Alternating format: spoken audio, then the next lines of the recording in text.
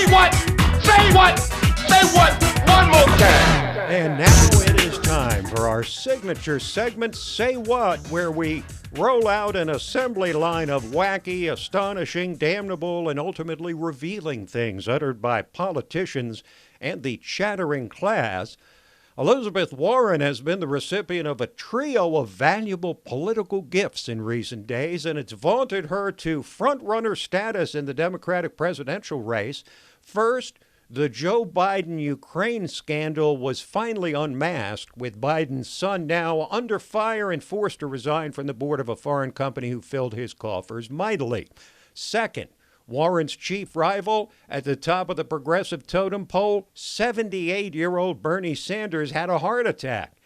And then third, before the debate took place this week, Bernie went on CBS and delivered what could be a gift to Warren as she strives not to frighten people with her socialist ideas.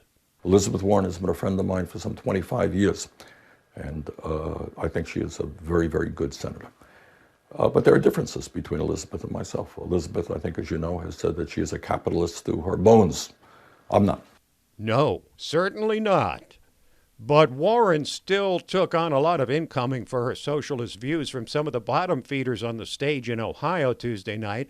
But then there's the guy who can run but cannot hide from, at minimum, the appearance of flagrant corruption, with his son closing massive deals with companies in foreign countries visited by him as vice president. And this week, in a surprisingly penetrating interview on ABC, Hunter Biden faced pretty much all the questions everyone's been asking. Did you and your father ever discuss Ukraine? No, there's no but to this. No, nobody buys this idea that I was unqualified to be on the board. What were your qualifications to be on the board of Burisma? Well, I was vice chairman of the board of Amtrak for 5 years. I was the chairman of the board of the UN World Food Program. I was a lawyer for Boies Schiller Flexner, one of the most prestigious law firms in the world. You didn't have any extensive knowledge about natural gas or Ukraine itself, though? No, but I think that I had as much knowledge as anybody else that was on the board. If your last name wasn't Biden, do you think you would have been asked to be on the board of Burisma? I don't know. Probably not. I don't think that there's a lot of things that would have happened in my life that if my last name wasn't Biden. Did I make a mistake? Well, maybe in the grand scheme of things, yeah. But did I make a mistake based upon some unethical lapse? Absolutely not. That is the Biden story, and they're sticking with it, with the elder Biden saying in the debate he is proud of his son's judgment. Okay. But lost in the impeachment hysteria surrounding our nation's capital, though still no vote, no one on the record, and lost in the debate of this week was some of the things offered up by Democrats in last week's LGBTQQ town hall on CNN, culminating with a hysterical outburst from a black transgender. Do you think religious institutions like colleges, churches, charities, should they lose their tax-exempt status if they oppose same-sex marriage? Yes. I currently identify as non-binary. In California, I am able to change my gender to X. However, on the federal level, there is no such option. Will you recognize third gender markers on a federal level? Yes. I'm an extraordinary black trans woman, and I deserve to be here. My black trans sisters that are here, I am tired.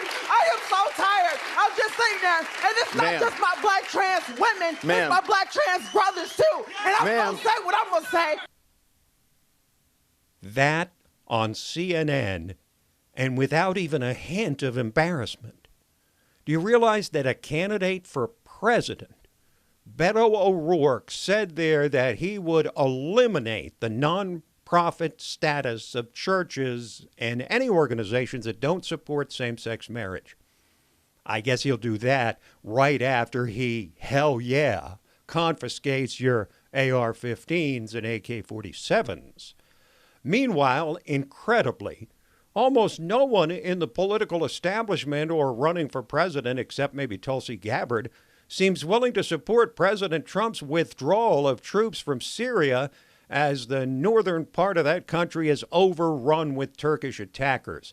Instead, calling Trump every name in the book for abandoning our Kurdish allies. A lone voice of dissent and perhaps reason is the non-interventionist Republican Senator Rand Paul appearing on Meet the Press.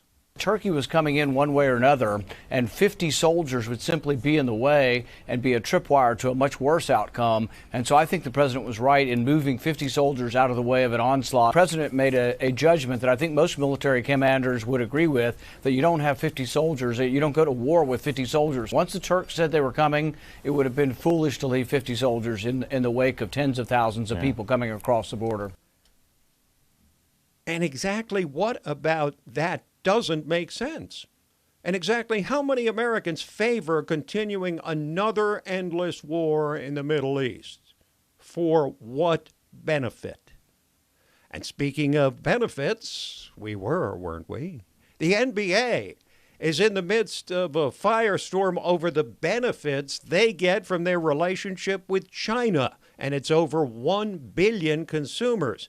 Benefits great enough that they were willing to throw under the bus the Houston Rockets general manager Daryl Morey, who tweeted his support for the anti-communist freedom protesters in Hong Kong. And a bad situation got far worse when megastar LeBron James attacked Morey. I don't want to get into a feud with Daryl Morey, but I believe he wasn't educated on the situation at hand, and he spoke. So many people could have been harmed, not only financially, but physically, emotionally, spiritually. So just be careful what we tweet and we say and what we do. We do have freedom of speech, but there can be a lot of negative that comes with that too. Did that sound like a warning? Like a shot across the bow? Don't mess with our client China. Toe the line. Ignore Hong Kong or else. You know, the NBA would have been far better off if it just admitted that China's a huge client who they don't want to get upset and be done with it. It would still be wrong, but at least it would be honest. A straight money deal. But through all of this, let's remember, and if we don't, the elite media will remind us with their widely distributed left-wing talking points, that the only thing that really matters these days, folks, is the actions of this despicable president leading to a constitutional crisis. Underway right now, America in the middle of a constitutional crisis. It's a constitutional crisis in the making. Are we in a constitutional crisis? We are in a constitutional crisis. The U.S. is facing a constitutional crisis as the president goes to war with Democrats over his impeachment. Remember that phrase, constitutional crisis? Well, it's swirling yet again. We are nearing that kind of constitutional crisis at this point. This is probably a constitutional crisis. We are now in the midst of a partisan brawl. It could lead to a constitutional crisis. Well, if David Gergen, who had a principal-ectomy, get it? Had all his principles removed? If David Gergen thinks it's a constitutional crisis, then by golly, we can rest safe in the knowledge that the rest of the swamp does too. And we'll return with Talkin' Liberty.